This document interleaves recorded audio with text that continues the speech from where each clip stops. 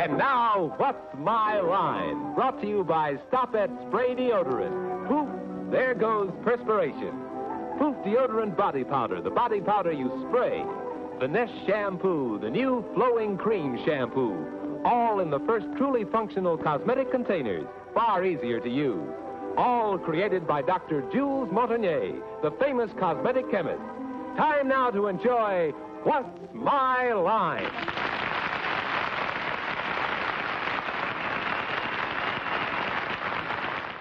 And now we come to the special feature of our program, the appearance of our mystery celebrity. My friends on the panel would most certainly recognize our famous guest on sight. So, as usual, we have provided them with blindfolds. Are those blindfolds all in place, panel? Yes, John. Good. Will you come in, mystery challenger, and sign in, please? I forgot you.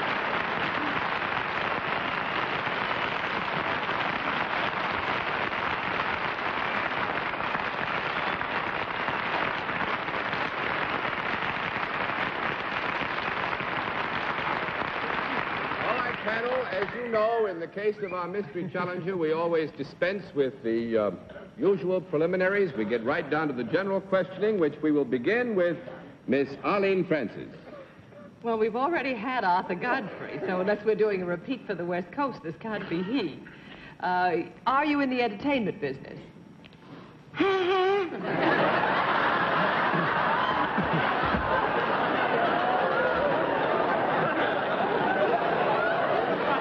No question. Have you appeared in pictures? Are you male? Take a little one. What? Yes? Maybe airmail. Yes, the answer to that, Miss Arlene. And you've appeared in television? And radio? Well, there's nothing very much left then. Would you be considered a comedian? Are you, would you consider yourself a leading man?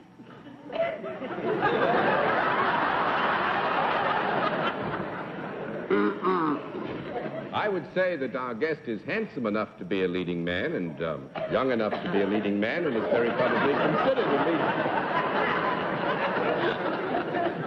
But he doesn't consider himself a leading man?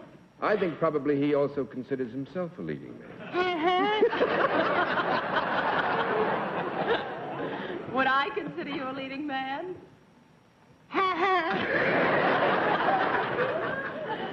Well, are you primarily known as a comedian? Is that your forte? Or are you also a straight actor? No, are you one question at a time. All right. Are you primarily known as a comedian? Do you do anything besides act? I mean by that, do you play a musical instrument or sing?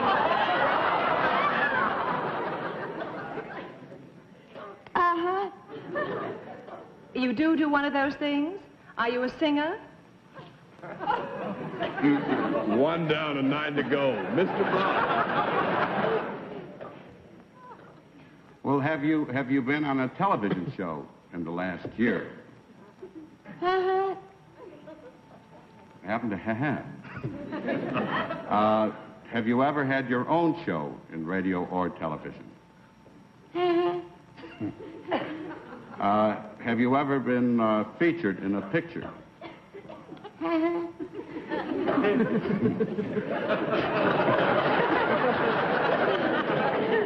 And this isn't your great racket? You know something? You should just stick to being a comedian. In addition to being a comedian, you do something else. Do you play an instrument? Oh! I bet you thought I knew what I was talking about. Is it by any chance a very popular instrument? Something that most people have in the home? Well, to the degree that people have an interest in music, you might find this in a great many homes. Is it possibly something with strings? Strings, yes. Is it the piano? That would make it Well, pianos have strings. 2 down and 8 to go. Miss Kilgallen. Have you ever appeared on the New York stage? Were you a comedian then, too? When you work as a comedian, are you usually in proximity to people who are known as stooges or supporting players, I suppose, more politely? Well, are you in proximity to supporting players when you are performing as a comedian? I mean that, is he that rather than a monologist?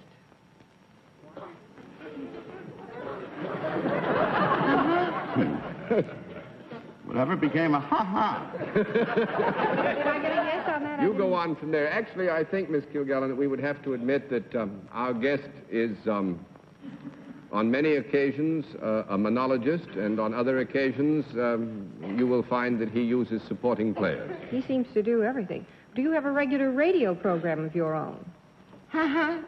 And do you use supporting players on that? Steve, I'll pass to you while I cogitate. All right, Mr. Allen, let's see what you can do. We have about 2 minutes and a half to go. While you're cogitating, why don't you think it over? I'm going to try to. Let's see.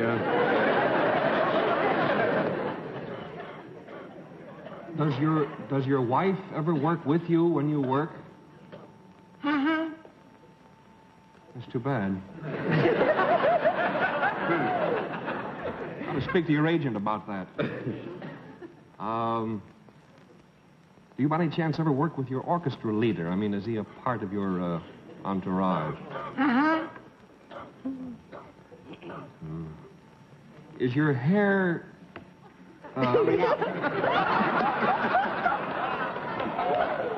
Are you having a little trouble with your hair?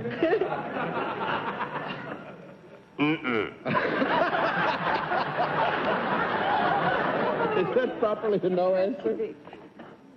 Okay, that's 3 down and 7 to go.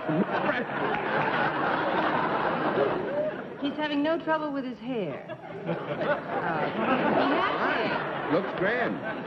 Have you hair? It is both full and handsome. Go on from there, Miss Preston. Let me see now. Have you ever been on the road to anything in a picture?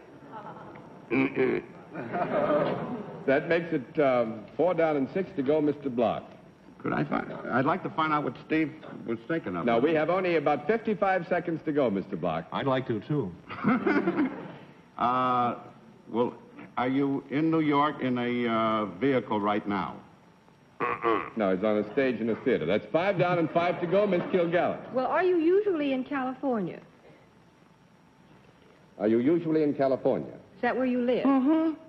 Well, if you work with your wife and you play a stringed instrument and you have hair, even if it isn't all your own, are you Jack Benny?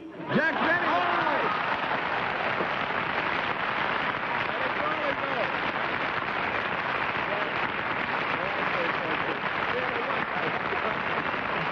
Thanks very much.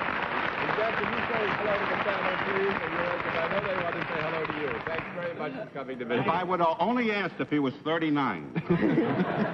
No. Could I ask just one question? Why, sure. Do I get paid for tonight? And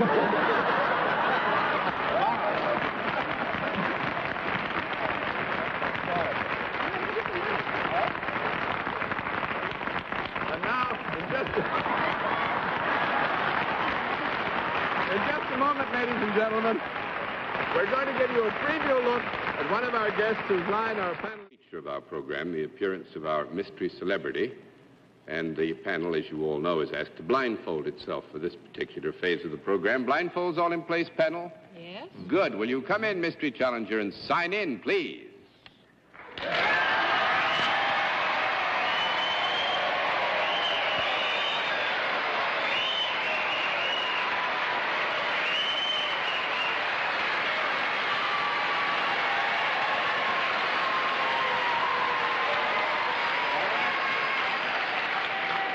Panel, as you know, we use a different form of questioning for this portion of the program. You'll ask one question at a time in turn, moving clockwise, and we'll begin it all with Bennett Cerf.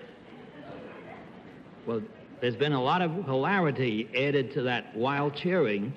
May we assume that the mystery guest is a comedian? Miss Cranston? Do you appear in motion pictures?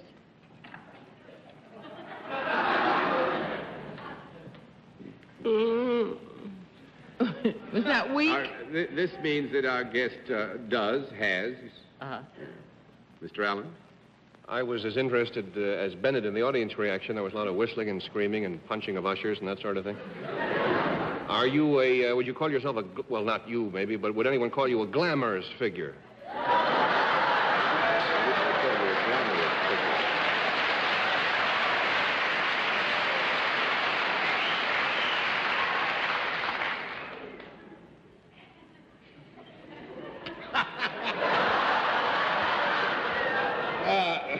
Would you like to We have a little problem here. Our guest is certainly glamorous in the connotation of great reputation. But can I have a small conference, please?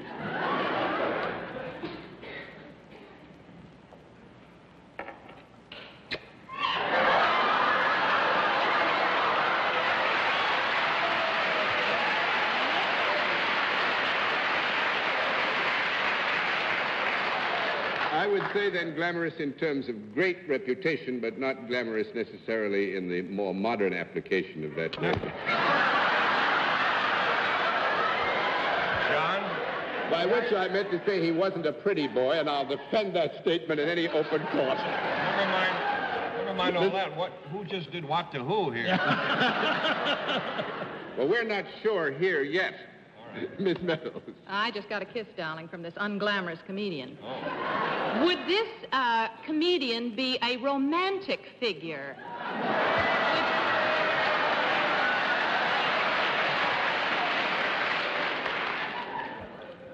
Or was that kiss misleading? We've had several committee meetings. We didn't need them. No. That's, two down and 8 to go, Mr. Cerf. I must have missed one. I'd like to ask a rather personal question. Do Misha Elman and Yasha Heifetz scream with horror at mere mention of your name? Oh, shut up.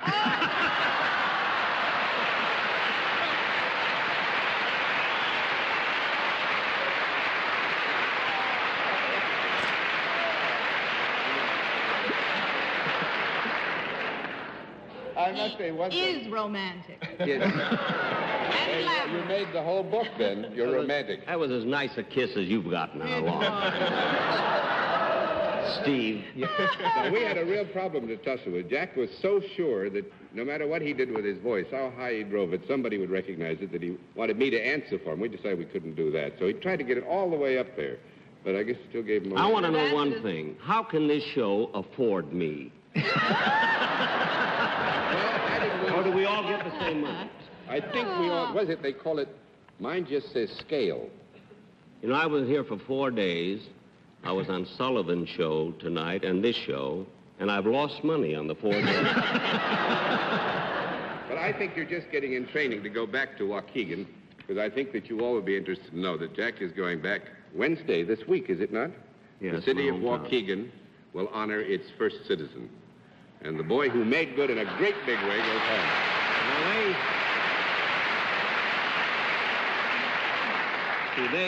They think that I put Waukegan on the map, but it's not true. Waukegan really put me on the map. That's a fact.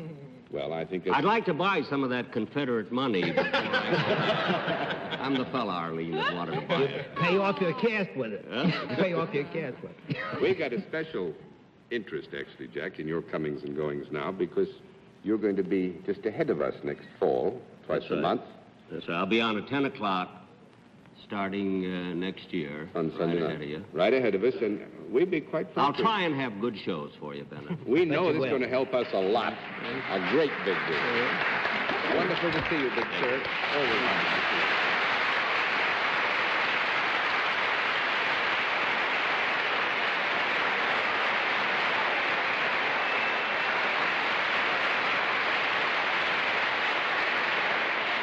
Panel, You've done very well tonight. Congratulations. We'll all be back after this word from our alternate sponsor. See what we can do with another challenger, will you? Will you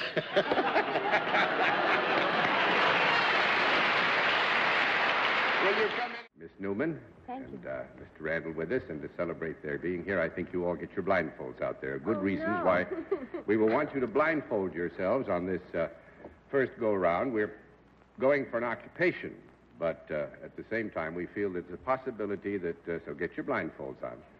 There's a possibility that one or more of you might learn too much, if you can see. So if you put your blindfolds on, we'll get ready to start things off, and later on we'll have a famous mystery guest before the panel, too.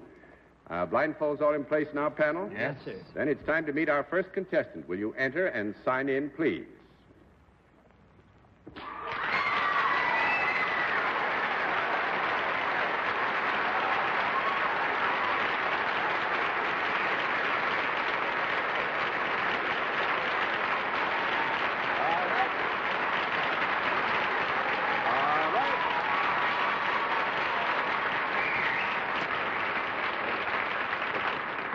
All right, now, I think since we're not going to give you any further information, we should, however, take an opportunity to let the audience at home and the audience in the theater know exactly what our contestants' line is.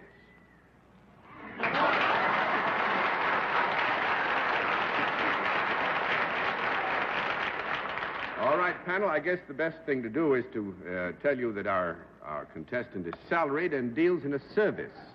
And with that beginning, we'll begin with Phyllis Newman. Thank you. From that reception that you got, can I assume that if you walked down the street, people would mob you and say hi and know who you were? No. There's a great deal of modesty in that answer. Let's give you a qualified yes, and you can go on. A qualified yes. Are you in the world of entertainment? Yes. Do you always speak like that? When you do what you do people pay No, do they sit home and watch you on television? No. No? Well, I would have to say They that... never watch you on television? Well, you say ever watch. We would have to agree there's a possibility that sometimes, you know, you get another qualified yes. Are you in any way musical as well? Are you in any way musical? Yeah. How old are you? No. No. What I mean to say is your age somewhere between 35 and 40? No. That's No. one down and not to go. Mr. Randall. There was such laughter when your occupation was announced that may I assume that the occupation we are to get is a sideline of yours? No. Or at least we'd hate to put it that way.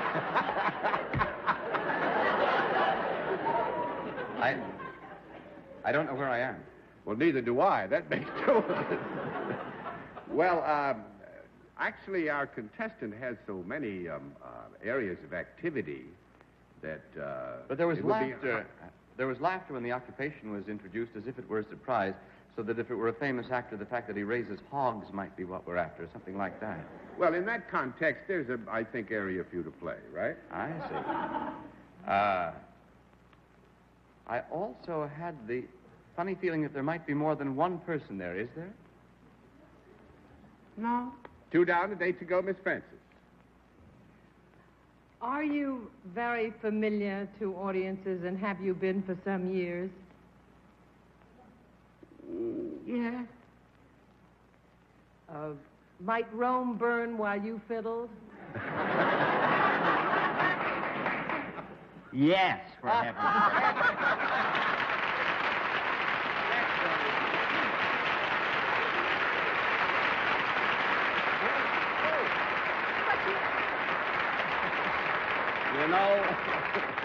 I could tell from Bennett Cerf's silly grin on his face that he knew it the minute I walked on. As you opened your mouth, Jack. Yeah, the minute I opened. You know what I wanted to do? That's why I kept hitting you. I all lost the my time. right arm. Because no matter what you were going to ask me about whether I've ever been on television, I was going to say no. Because you have to guess. First place, my name on there was not Jack Benny. What was it, Jack? Kabelsky, my right name. And I'm a violin soloist, and that's what you'd have to guess. All I was going to ask was, does Stradivarius whirl in his grave when every time you pick up a fiddle? How would you have answered that, Jack? Does Stradivarius what? Whirl in his grave every time you pick up a fiddle. Well, Only with applause. Not Stradivarius. Now, it could be that Guarnerius would. He's jealous that I'm not playing a Stradivarius. This could happen. But you are between 35 and 40. Yes. Easily. Easily. I'm easily between that. And, Phyllis, our defense there is that is perfectly true as Jack Benny, but as Kubelski, the concert violinist, no. Oh, well, of course. There we have more age, right? And in fact, I'm giving a concert next month, July 23rd, at the, what's the big place here? Outdoor. Philharmonic. The Lewiston Lewisham Stadium. Lewisham Stadium. And I'm frightened to death. You know why? It's the only concert that I will ever have given where I get paid. And to think that I'm charging them for this is murder. Well, you're going to give a concert tomorrow. If I read my Sunday Times, you're going to be up at Westbury. Westbury Long Island Music Fair. I'm going to play. You'll be there tomorrow? That's right. You're going to be there for a week. Every night, aren't you? Yeah, for 6 nights. But you're going to play, aren't you? And then I'm going to Dallas, Texas to play for 2 weeks. If any of you folks are going to be in Dallas, I'll be there for 2 weeks at the State Farm Auditorium. I have tickets now, in case you want to buy them. Oh, I thought you were just going to distribute them. Huh? You mean these are for sale? Huh? My tickets? Yeah. Yes. Yes. Because, I'll tell you why. They're really not for sale. I'm giving them away because I'm actually Kubelski. I'm not Jack. Not Jack. No. Fine. Good. Well, you've been a wonderful Kubelski, Jack. And this was great fun for us, and thanks for being a part of it, because we did have some fun with that chap.